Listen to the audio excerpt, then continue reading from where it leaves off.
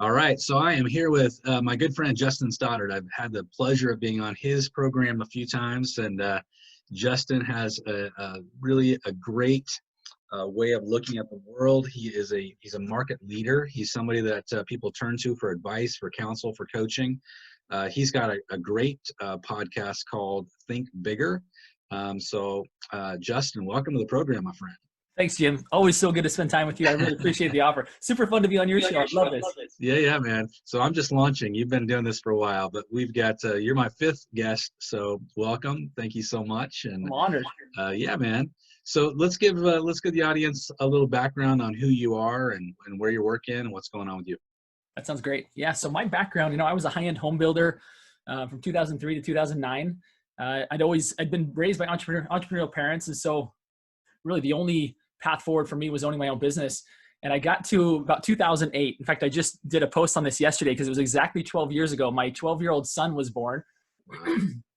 And I was sitting in the hospital with my wife who was getting ready to deliver. And I happened to have a half gallon of milk, whole milk beside me that I'd been carrying around to all the job sites. I had an ulcer, didn't know it. And Wow. that was the only thing that soothed my stomach at the time. My wife thought it was awfully odd. She was concerned about me. But, with the forthcoming baby number 2 on the way, kind of took precedence, and rightly so. Excuse me. I was out for a run this morning. I told you that. And as I laid there, I realized that the housing market was in a bit of a free fall, right? And I had credit lines out. I had big custom homes, thankfully, that were pre-sold. Yet I had clients telling me that their banks, even the homes weren't quite done, they were pulling back credit lines, like construction loans. Like, it was just a pretty tough time. That, and we were working to finish a deadline for a home that we were going to be featured in the parade of homes in the area in which we lived. So tight deadline, the public's coming through, just all this added stress of a new baby on the way. Man. And, I was looking back now, I'm grateful for that storm that I went through, but I'm grateful also that it's over. And so my heart goes out to those that are struggling at this time. But I realized some things during that period of time that kind of shaped me and formed me. One is the importance of having a great kind of team around you. After closing my home building business in 2009 for pretty obvious reasons, I was actually recruited and hired to run business development for a title and escrow company. I figured that because I have this entrepreneurial spirit inside of me, that would just be kind of temporary. That'd be a kind of a short-term thing. But I really fell in love with it. I realized my passion really wasn't developing land and building homes. It was really developing people and building business. And so I was able to kind of transition into this new field and realize how powerful it is to have an amazing team around me. And I'm fortunate with Old Republic Title to have that now. I'm out of the Portland, Oregon market, and really I get to spend all day, every day with great agents, really helping them have the right mindset and the right strategy to succeed at the highest level. And it's a total blast. And I get to also interview great people like you, which really always caused me to be a bigger thinker than I would have otherwise been. So that's kind of my career story. Yeah. Okay. And then in the process, obviously married, we've got 6 kids now. We're done, in case anyone's wondering. We think bigger at home too. And so yeah, it's just been a great ride. Tell us about, because I know at Think Bigger, you're interviewing top agents and thought leaders from across the country. I know you just, I was super impressed you were able to get Grant Cardone on your program. Congratulations on that land. Thank you. But yeah, so what are you learning in the market? What are you hearing? I mean, I know you and I, before the program started, we were talking a little bit about the psychology of the market. What are you sharing with your audience? It's interesting, Jim, I appreciate you saying that. I feel like I'm living in 2 different worlds depending upon who I'm talking to, right? Some people, some agents are really living as if they live in the center of New York City or in Italy. And again, my heart goes out, like there are people that I'm very close to, have people that have passed away and died. And so I don't want to diminish the impacts of COVID-19 and the repercussions it's having, both from a health standpoint as well as from an economic standpoint on a lot of people. I do think, however, that we can get so caught up in missing the fact that the job of the news is to inform us. Their business is to keep our attention. And the best way that they keep our attention is to show us the most dramatic stories in the world. And so our subconscious mind tends to think that reality, this is the worst of humanity, the worst happening right now, is our reality.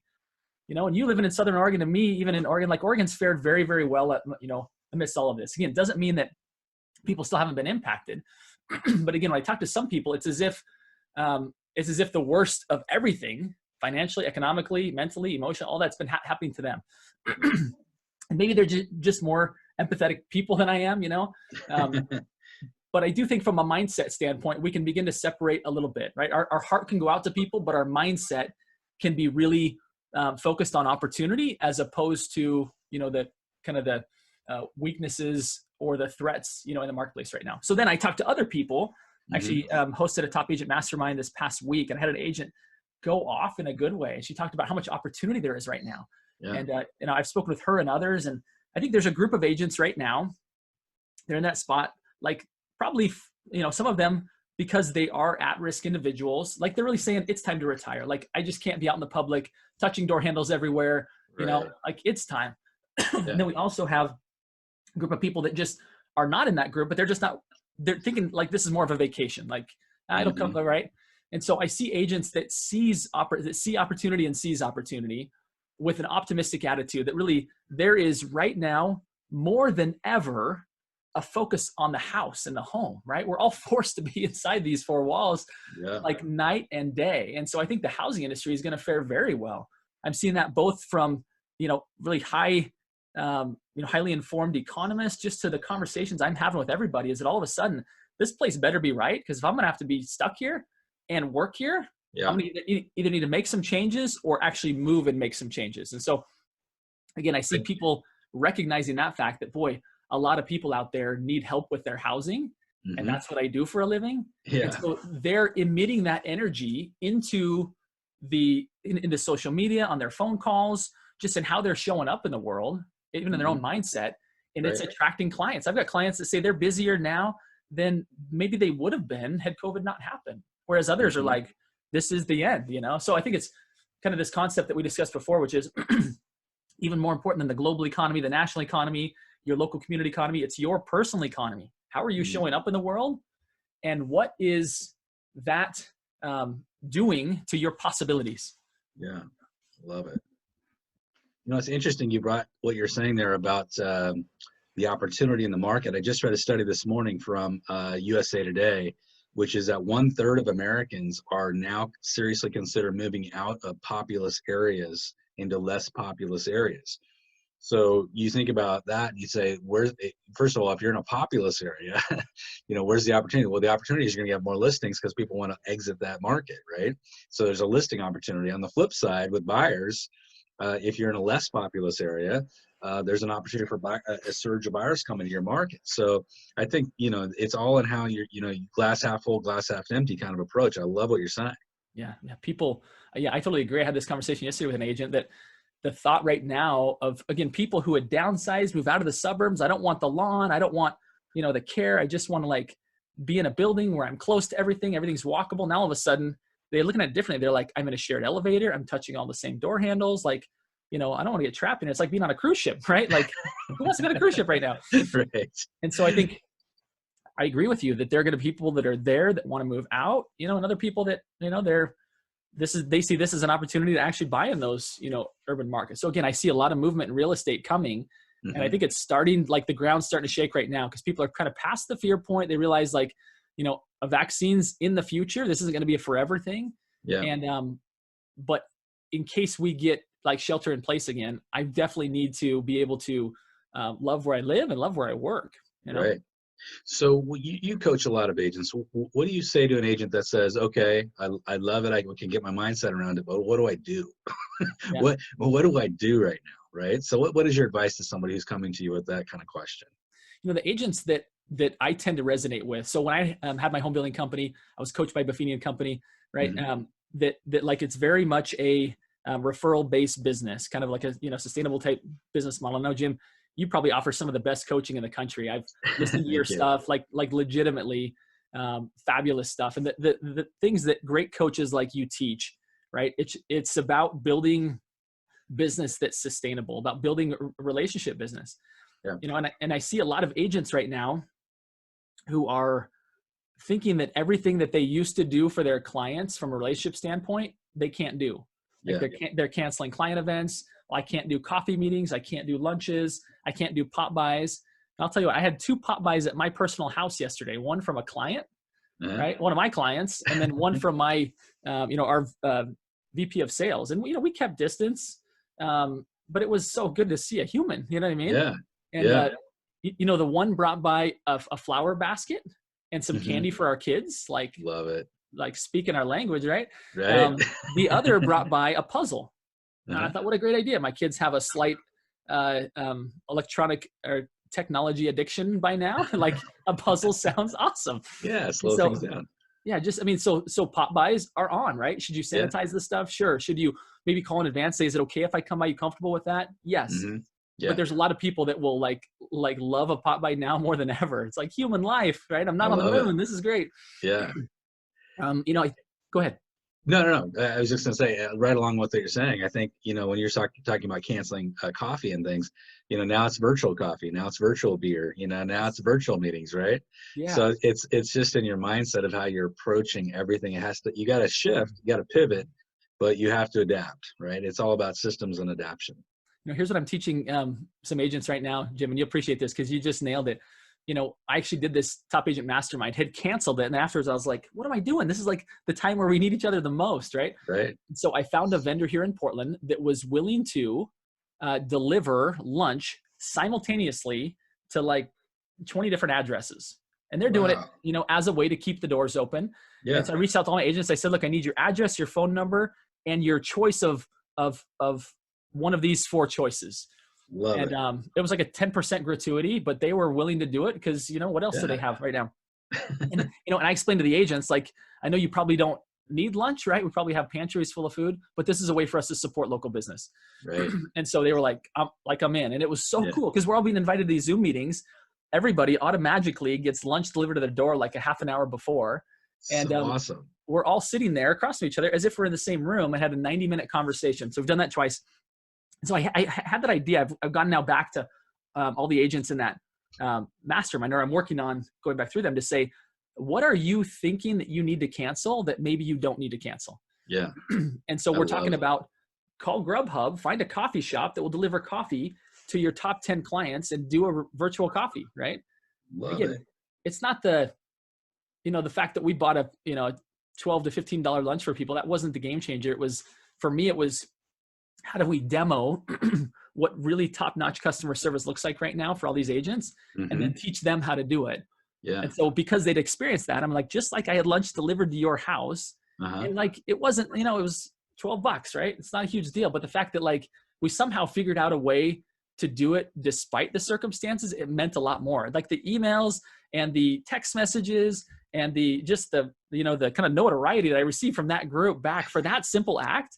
That same thing will happen with you and your clients, right? I even talked about, for those that are wine drinkers, to do have to your top 10 clients, drop off a bottle of wine to each of your top 10 people, have and I don't know the name, Jim, you'll have to tell me what the name, who's the person that is like the wine connoisseur that works at like a winery that speaks like the wine language?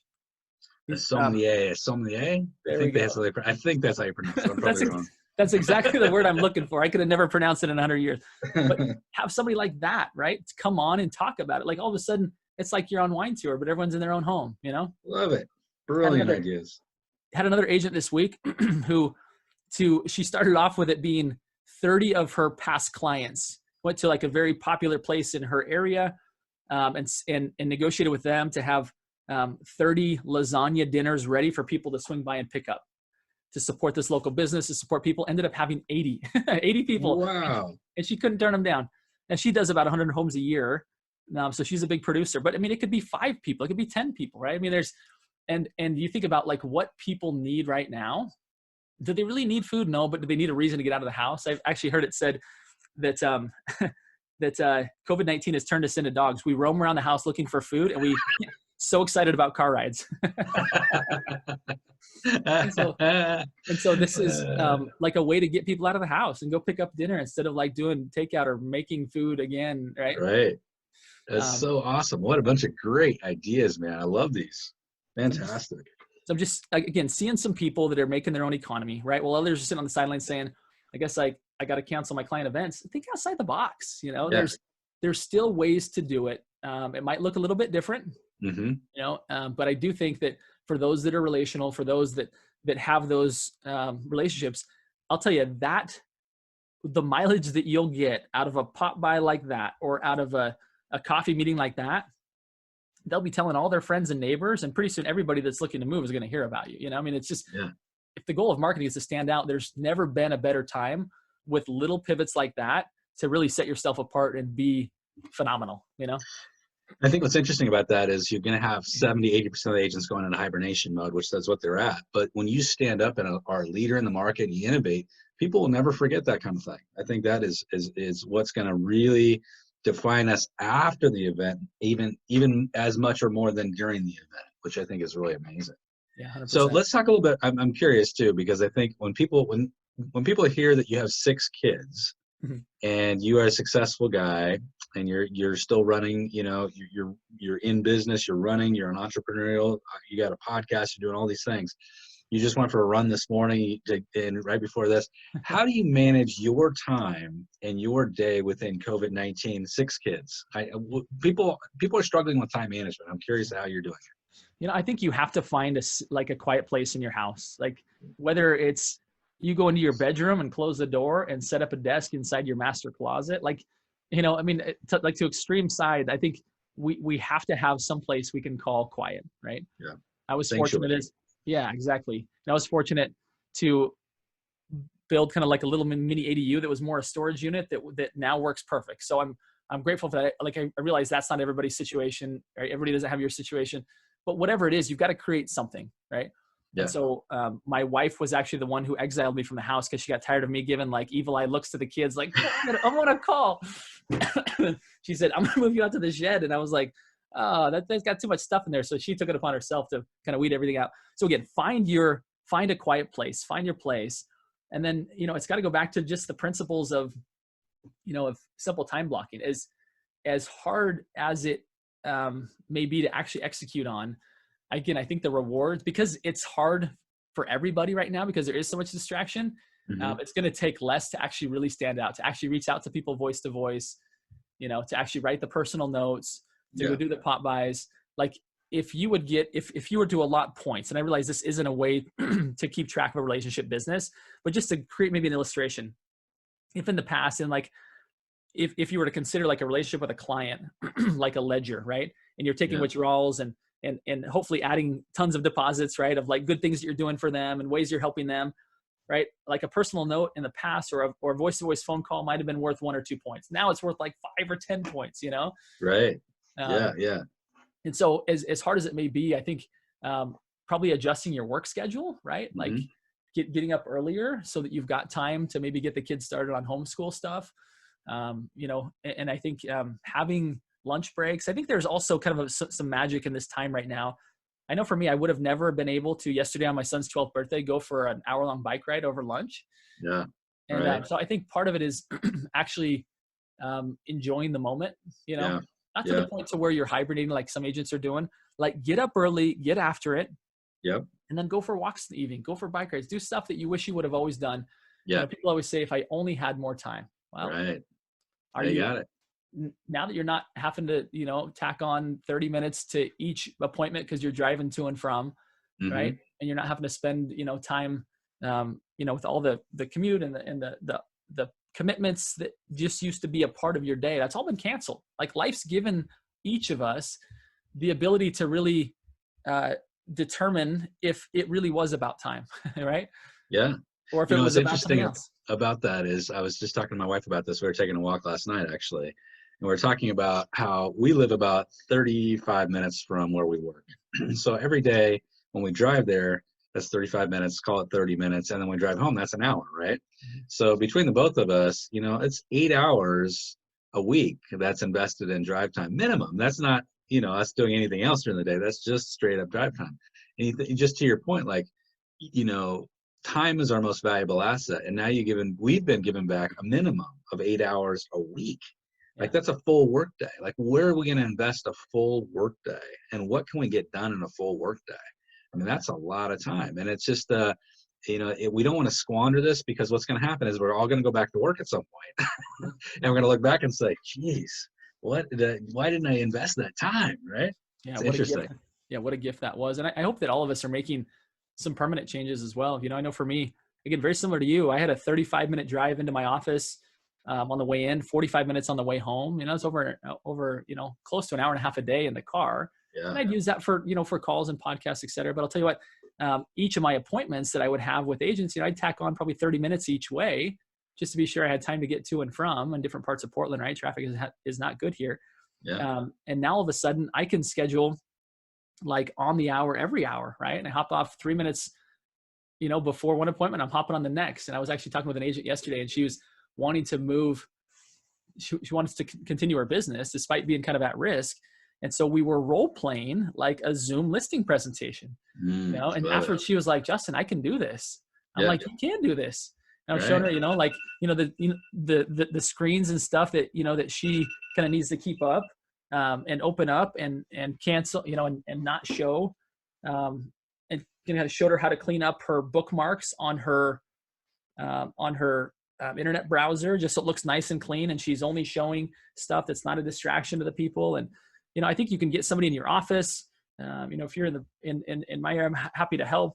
Just find someone to role play with. Like, let's do a quick listing presentation. You'll quickly realize that a lot of this stuff that we used to get dressed up and go do and drive and do, it doesn't need to be that way. And we can, in fact, I have a client who said, boy, I'm loving this. I was built for this. She said, I'm doing listing presentations, throughout the day, and I'm right back with family immediately after that, instead of getting in my car and driving across town. And I think there'll be some permanent changes. I'm hoping. That was going to be my next question for you. I mean, coming out of this, what do you see as the permanent changes? I mean, do you see that do you think a lot more agents are going to work remotely, virtually? Do you see a lot more people? And on the flip side, from a consumer standpoint, do you think people would prefer, a virtual listing presentation rather than in person, or a buyer consultation, Zoom rather than in person? What do you see as the changes that'll come out of this? Yeah, it's a great question, Jim. I'm curious about that myself. I think those that go and stay all virtually will probably miss out to some degree. Yeah. I think a nice hybrid of the two. There'll be times where really the deepening of the relationship will come once we can give each other hugs again and handshakes. And there's something about being face to face, kind of the warm handshake of another human that I don't think you could be trumped by much, Yeah. But I do think that there's going to be a lot of stuff from an efficiency standpoint. Like I said, with my clients now and my prospective clients that I'm meeting with virtually, they don't necessarily want to have to drive into the office to meet with me. They'd love to be at their home computer. We hop on, spend 45 minutes together. I'm off, grab a drink of water, come back, get ready for the next one. And they can do the same thing. Like, it just lowers the cost for everybody to be, I think we live again in the knowledge economy now. And that's what you and I do, right? Is we share knowledge to help people succeed at higher levels. And so our ability, whether you're an agent serving clients or whether, you're like you, Jim, where you serve agents at a high level, I think we have the ability to eliminate some of those inefficiencies that weren't totally necessary. So I think it'll be probably a nice hybrid for those that, that do it well. That's kind of what I'm hoping for and what I'll be working for, What do you see as, because you're a tech, you're a guy that works a lot with tech, and you're tech savvy. What are the best tech tools that you recommend to agents, just not now, but at any time? I mean, what are like your top 3 or 4?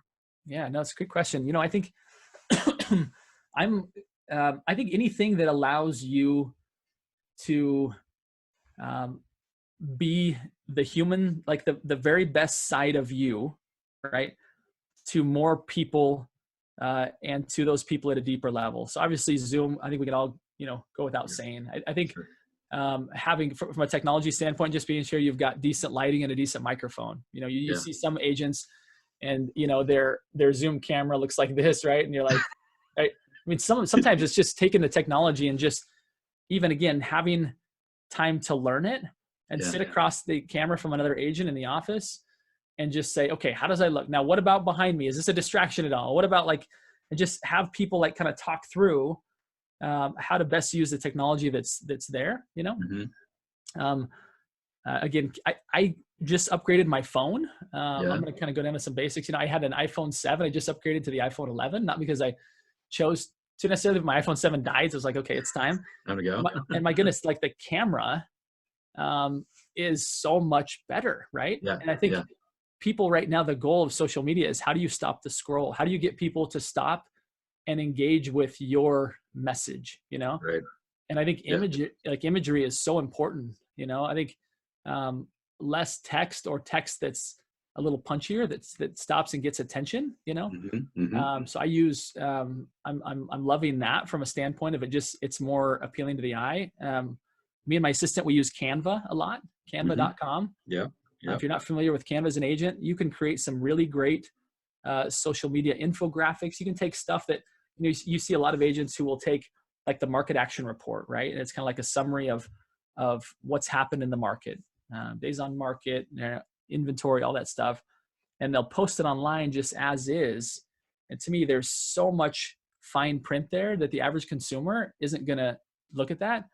But if you can take out 2 to 3 to 4, maybe 5 of the most interesting points and make them beautiful through a simple, you know, software like Canva, I think you can really get a long way, you know?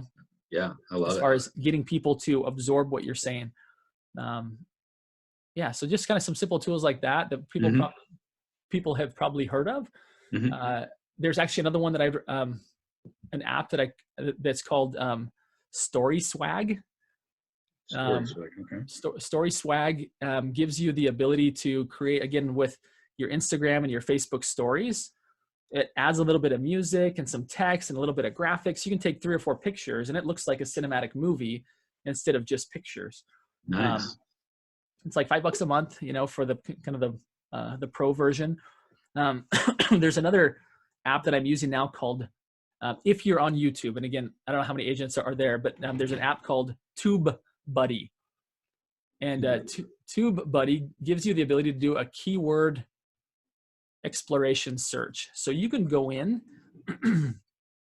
and type in what you would like to title a video, and it tells you on a score of 1 to 100, based on how many people are searching for that, like what the demand is for that, and the supply, how many people are providing videos to answer that question. It gives you a score. So if the demand for the topic is high, but the supply for the video is low, it'll give you a really high score saying, yes, do that. We have people asking for that and we don't have enough videos to show to them, right? Got it.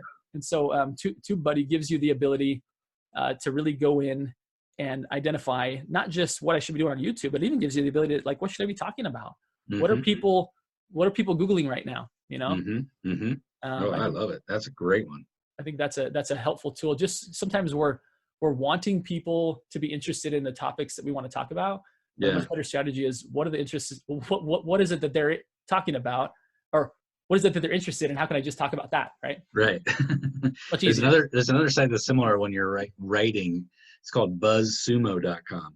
And what it will show you is, on any topic, what the most popular headlines are for trending articles in the country. Okay. So you can say, like, I want to write an article on, you know, housing tips during COVID or something. And it will tell you, here's the most popular ones in the country. What are their headlines? So it's kind of a similar thing. To kind of narrow down, because you're right. We always tend to just think what we're going to write, everybody will be interested in, or what we shoot, everybody interested in.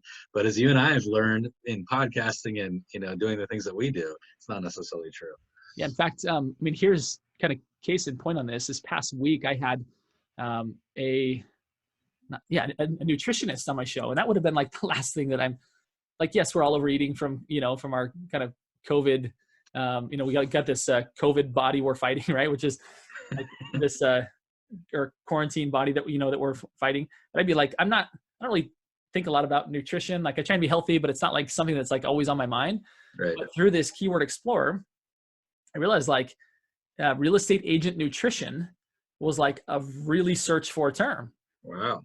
Interesting. And had very low supply of videos that were supplied to that. So I had a friend introduce me right about the time. In fact, I think he introduced me. And so I did a little keyword research.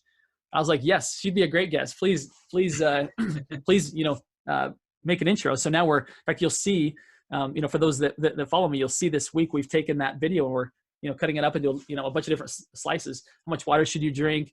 You know, what's macros? How much sleep should you be getting? How do you get to bed earlier? Just stuff that, like, I wouldn't have thought to talk about, but it's stuff that people care about, and there's proof because of their search terms, you know? Oh, I love that. That's great.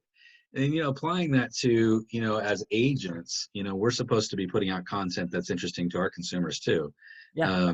And what's interesting is I think that when you're seeing that the top agents rise to the top, they're doing a lot more video now. And what's your thoughts on video in general with agents? Yeah, it's interesting. I started doing video about 5 years ago when I got into the title and escrow industry.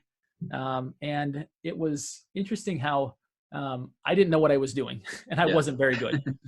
Some might argue that I'm still not very good, but like the reality is I just started doing it. And I got really comfortable. Like this is as comfortable as any setting anywhere for me now, just because of the repetition, not because I was given some gift or I'm different than anybody else.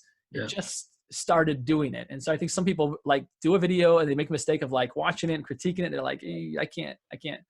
Right. And I think the reality is not many people are going to see your videos up front anyway. That's just kind of the way that the algorithms work. Yeah. Which gives you a perfect opportunity to just practice and get good at it, And so I would encourage people to start doing video. I think there's like, we're not going to see less videos moving forward. Right. Right. It's only going to go up.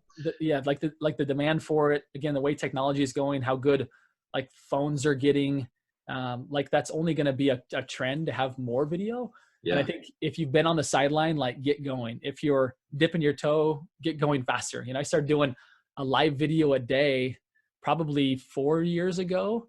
And I've kind of tempered that down just a little bit, but it was great practice. It was great time to just, number one, figure out how to be comfortable in front of a camera. Right. But number two, which I think is the most important thing, is to find what I like to talk about. Yeah. Because if I like to talk about it, my energy level goes up. You can feel that I like talking about it. And naturally, the people that are also interested in that, which is what you want, which is a congregation of people around you that like what you like, they'll feel your energy and they'll be like, this is my guy, right? Right. It's your tribe. It's your tribe. Yeah. So what's interesting about this is the biggest thing I hear from coaching students is, first of all, they're not comfortable getting on camera. So you're speaking to that, right? So that's the number one thing. But the number two thing is, what do I talk about? So when you talk about going live every day, which I think is fantastic, where would you find the topics? I mean, how would you come up with something to talk about? I mean, I think your tips of like, what are people searching for, right? This kind of AppSumo. BuzzSumo. Thank you. Yeah. I've heard of that before. Or TubeBuddy. Like one thing is just go do some research to see like, what do people actually care about? And I think, even doing polls, you can do easy polls on social media of like, even just watching your own posts. So for example, if you do a post on how to better homeschool your kids, right? And people are like all over it, then you should talk more about that, right? Right. Yeah. If it's what's happening in the commercial real estate market, and it's kind of like crickets. It's like, okay, people aren't not interested in that right now, right? At least your audience, and I think that's important because what might be interesting on a national level might not be the same as to what the people who follow you are interested in. And how do you measure interest for you personally? Are you measuring views or engagements, likes, comments, or how do you measure it yourself personally? Yeah, it's a great question. It's a work in progress right now. I've got a weekly meeting with my assistant. We go through and we review all the social media channels, podcasts, YouTube, Facebook, Instagram, LinkedIn, and we just look at what's been the uptick of followers and subscribers. And then from there we say, okay, we went up. How do we, why did it go up or why didn't it? What did we talk about last week? What did we or didn't we talk about? And did that attribute to it? Podcast downloads. That's another one we observe. So anyway, and it's, I'm sure there's a more scientific way to do it, but again, we're looking at the analytics that those platforms give and finding kind of what's the one key metric, what's the one thing that's probably more important than all the others. Yeah. What do you, in terms of, and I know this, we could go down a real rabbit hole here, but I don't want to, but just in general, what do you, because you're using basically all the big platforms, right? So which platform right now do you see as like either the growing platform or the best platform for you and your audience and what you're doing? Yeah. For me or for agents? Let's start with you and then we'll talk about agents for you personally. Yeah. Yeah. Honestly, I'm trying to figure that out. I'm spending more time on Instagram right now than I have in the past. Yeah. But that's not like the thing about Facebook and the thing about Instagram is that they're very short term, right? The thing I like about YouTube is that YouTube is set up to where you'll see, for example, you post a video on Facebook and your highest views will be in the first, 24 to 72 hours, right? And then it tapers off. Like the design behind it is just, it's a feed, right? Whereas YouTube is more of a search engine, to where your views typically go up over time as opposed to go down over time. And so I like YouTube. I think it's the best place to build brand equity, both for myself as well as an agent. I'm not very good at it yet, but I'm investing some time to get better at it. I've kind of built my show and my following on Facebook because those are my friends and my people, and my clients are really real estate agents. The real estate agents spend a lot of time on Facebook, right? Yeah. But now as I'm kind of expanding out to a kind of a less regionally bound area, I'm really looking to, find something where I can build kind of larger, longer term brand equity. That's not consistent upon either me buying the traffic, right? Like I'd have to do on Facebook, or friending the traffic. I got to do on Facebook.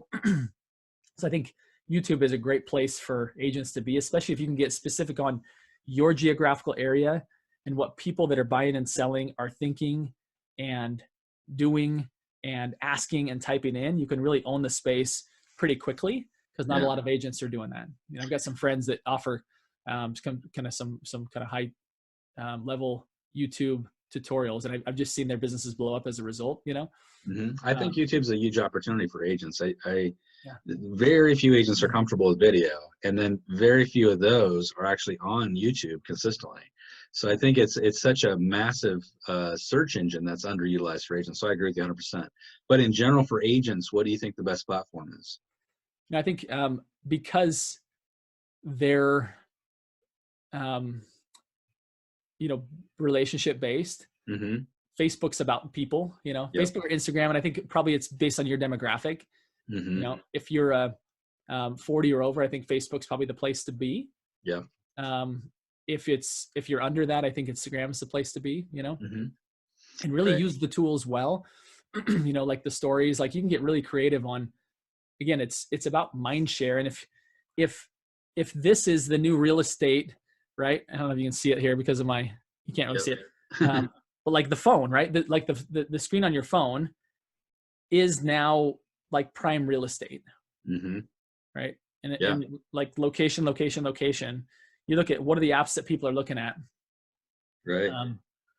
And you look at how do I get some space on that screen? The stories, the little bubbles at the top of the screen are pretty critical.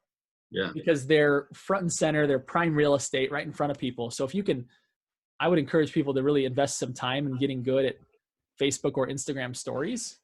And then I would go purposefully interact with the people who you want to see your stuff, right?